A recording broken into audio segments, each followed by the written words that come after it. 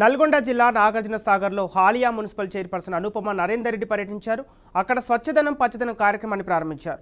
అనంతరం వార్డులో పర్యటించి మొక్కలు నాటారు. ఇంటి పరిసరాలను పరిశుభ్రంగా ఉంచుకోవాలని స్థానికులకు తెలిపారు. ఇక తడి చెత్త పొడి చెత్తను వేరు చేయాలని వెల్లడించారు. దీంతో దోమలు ప్రబలకుండా ఉండే అవకాశం ఉందని స్పష్టం చేశారు.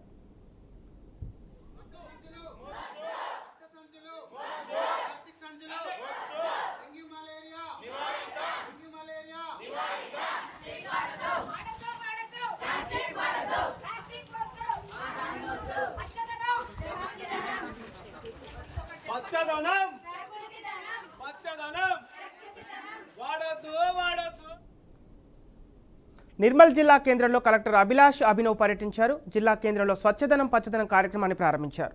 అనంతరం నిర్వహించిన ర్యాలీలో పాల్గొని స్వచ్ఛదనం పచ్చదనంపై ప్రజలకు అవగాహన కల్పించారు. ప్రతి ఒక్కరూ ఇంటి పరిసర ప్రాంతాలను పరిశుభ్రంగా ఉంచుకోవాలని సూచించారు.